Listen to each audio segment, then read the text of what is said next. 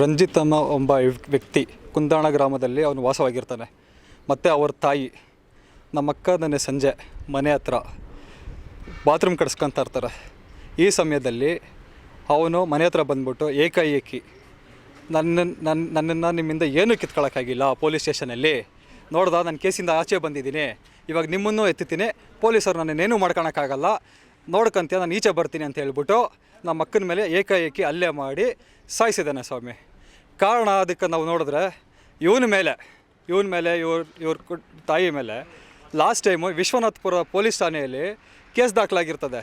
ವಿಚಾರ ಬಂದ್ಬಿಟ್ಟು ನನಗೆ ಅಕ್ಕಂದರು ಪದ್ಮಾವತಿ ಮತ್ತು ರೇಣುಕಾ ಅಂತೇಳ್ಬಿಟ್ಟು ಇವ್ರನ್ನ ನಾವು ಬೆಂಗಳೂರು ಕೊತ್ತೂರು ಗ್ರಾಮದಿಂದ ಕುಂದಾಣ ಗ್ರಾಮಕ್ಕೆ, ದೇವನಹಳ್ಳಿ ತಾಲೂಕು ಕುಂದಾಣ ಗ್ರಾಮಕ್ಕೆ 2004-5ರಲ್ಲಿ ವಿವಾಹ ಮಾಡಿಕೊಡ್ತೀರಿ. ಅಕ್ಕ ತಂಗಿಯರನ್ನ ಅಣ್ಣ ತಮ್ಮಂದ್ರಿಗೆ ಕೊಟ್ಟಿರ್ತೀರಿ.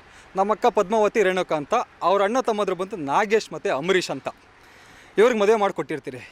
ತದನಂತರ ಮಕ್ಕಳಿರುತ್ತೆ, ನಮ್ಮ ಅಕ್ಕಂದ್ರಿಗೆಲ್ಲ ಮಕ್ಕಳಿರುತ್ತೆ. ನಮ್ಮ ರೇಣುಕಾ ಎಂಬ ಕೊಲೆಯಾದ ನಮ್ಮ ಅಕ್ಕನ ಮಗಳು ಚೈತ್ರ ಅಂತೇಳ್ಬಿಟ್ಟು ಅಲಿಯಾಸ್ ವೈಷ್ಣವಿ, ಈಕೆನ ರಂಜಿತ್ ಅಮ್ಮ ಒಬ್ಬ ವ್ಯಕ್ತಿ ಸುಮಾರು 1 ವರ್ಷದಿಂದನೋ 2 ವರ್ಷದಿಂದನೋ ಪ್ರೀತಿ ಅಂತ ಹಳ್ಳಕ್ಕೆ ಬೀಳಿಸ್ಕೊಂಡು ಕರ್ಕೊಂಡೋಗಿ ಮತ್ತೆ ಪೊಲೀಸ್ ಠಾಣೆಯಲ್ಲಿ ಅದ್ರ ಕೇಸೆಲ್ಲ ಹಾಕಿ ಅವರು ಹುಡ್ಕೊಂಡು ಕರ್ಕೊಬಂದು ಎಲ್ಲ ವಿಚಾರ ಆಗಿ ಕೋರ್ಟಲ್ಲಿ ದಾವೆ ಇತ್ತು. ದಾವೆ ಇದ್ಮೇಲೆ ದಾವೆ ಏನಾಗಿದೆ ಅಂತೇಳ್ಬಿಟ್ಟು ಪೊಲೀಸರು ಗೊತ್ತು. ಇದಾದ ನಂತರ ಅವನು ಜೈಲಿಂದ ಹೊರಗಡೆ ಬಂದ್ಬಿಟ್ಟು ಅವನು ನಿನ್ನೆ ಇದನ್ನು ಇಟ್ಕೊಂಡು ಬಂದು ಕೋರ್ಟಲ್ಲೂ ನಂದೇನು ಕಿತ್ಕೊಳ್ಳೋಕ್ಕಾಗಿಲ್ಲ, ಪೊಲೀಸವರು ನನ್ನನ್ನೇನು ಕಿತ್ಕೊಳ್ಳೋಕ್ಕಾಗಲ್ಲ, ಅವ್ರಿಗೆ ಬೇಕಾದ್ರೆ ದುಡ್ಡು ಕೊಟ್ಟು ಕೊಂಡ್ಕೊತೀನಿ, ನನ್ನ ಜೈಲಿಗೆ ಹಾಕ್ಸಿದ್ರಲ್ಲ, ನನ್ನ ಮಗನ ಜೈಲಿಗೆ ಹಾಕ್ಸಿದ್ರು ಅಂತೇಳ್ಬಿಟ್ಟು ಅವನ ತಾಯಿ ಮತ್ತು ರಂಜಿತ್ ಅನ್ನೋ ವ್ಯಕ್ತಿಗಳು ನಮ್ಮ ಅಕ್ಕನ ಮೇಲೆ ಏಕಾಏಕಿ ಹಲ್ಲೆ ಮಾಡಿ ಸಾಯಿಸಿದ್ದಾರೆ. ಯಾಕಂದರೆ ನಮ್ಮ ಅಕ್ಕನೂ ಕೋರ್ಟ್ಗೆ ಹೋಗಿದ್ದರು. ನಮ್ಮ ಮಾವಾದಂತಹ ಅಂಬರೀಷ್ ಪೇತಲಪ್ಪನವರ ಮಗ, ಅವರು ಕೋರ್ಟ್ಗೆ ಹೋಗಿ ವಿಚಾರಣೆ ನಡೀತಿತ್ತು. ಈ ಒಂದು ಸಿಟ್ಟಲ್ಲಿ ಬಂದು ಏಕಾಏಕಿ ಬಂದು ಮನೆ ಹತ್ರ ನಮ್ಮ ಅಕ್ಕನ್ನ ಹೊಡೆದು ಇವತ್ತು ನಮ್ಮ ಅಕ್ಕನ ಕಳ್ಕೊಂಡಿದ್ದೀರಿ ಸ್ವಾಮಿ, ಸಾಯಿಸಿದ್ದಾನೆ.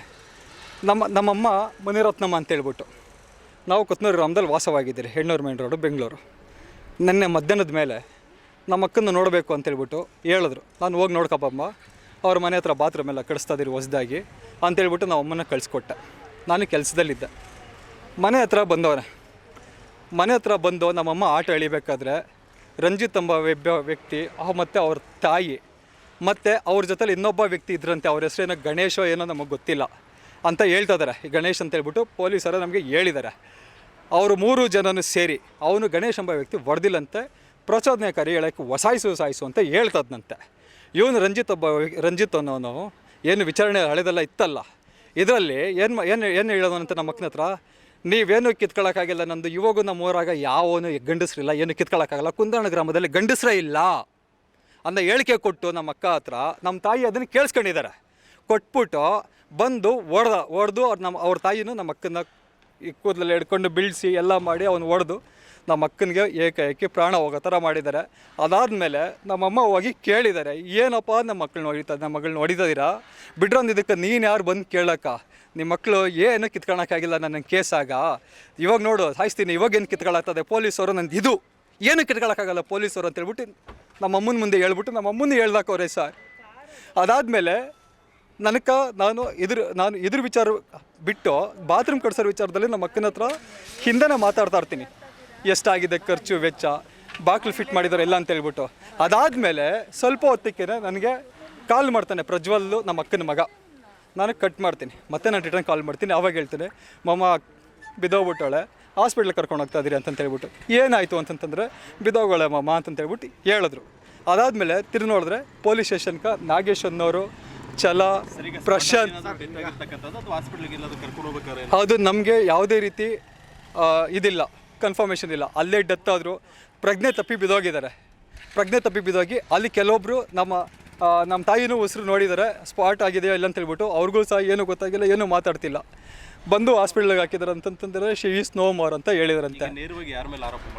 ರಂಜಿತ್ ಮತ್ತು ಅವ್ರ ತಾಯಿ ಮತ್ತು ಇವರಿಬ್ಬರ ಜೊತೆ ಹಿಂದೆ ಇರ್ತಕ್ಕಂಥ ಇನ್ನೊಬ್ಬ ವ್ಯಕ್ತಿ 3ನೇವರು, 3 ಜನದ ಮೇಲೇನು ಇದು ಆಪಾದನೆ ಇದೆ. ಪೊಲೀಸ್ ಹೇಳಿಕೆಯಲ್ಲಿ ನಾವು ಕಂಪ್ಲೇಂಟ್ ಕೊಟ್ಟಿದ್ದೀರಿ, ಸಾಹೇಬ್ರಿಗೆ ಹೇಳಿದ್ದಾರೆ, ನ್ಯಾಯ ಕೊಡಿಸ್ತೀರಿ ಅಂತ ಹೇಳಿದ್ದಾರೆ. ಗೌರ್ಮೆಂಟ್ ಹಾಸ್ಪಿಟ್ಲಿಗೆ ಹಾಕೋ ಬಂದಿದ್ದಾರೆ, ಅಲ್ಲಿ ನೋಬರ್ ಅಂತ ಹೇಳಿದ್ದಾರೆ. ಪೊಲೀಸರು ಹೋಗ್ಬಿಟ್ಟೆಲ್ಲ ಕೇಳಿದರೆ ನ್ಯಾಯ ಕೊಡಿಸ್ತೀರಿ, ರಾಜ್ಯದಲ್ಲಿ ಹೆಣ್ಮಕ್ಳಿಗೆ ನಾವು ನ್ಯಾಯ ಕೊಡಿಸ್ತೀರಿ ಅಂತ ಹೇಳ್ಬಿಟ್ಟು ಪ್ರಮಾಣ ಮಾಡಿದ್ದಾರೆ. ಕೊಡಿಸಿಲ್ಲ ಅಂತಂದರೆ ನಾವು ಪೊಲೀಸ್ ಸ್ಟೇಷನ್ ಮೇಲೆ ನಿಂತ್ಕೊಂಡು ನಾವೇ ಇರಲ್ಲ ಸ್ವಾಮಿ, ಇರಲ್ಲ. ರವಿಚಂದ್ರ ಅಂತ ಅವರು ತಮ್ಮ ನಾನು ತಮ್ಮ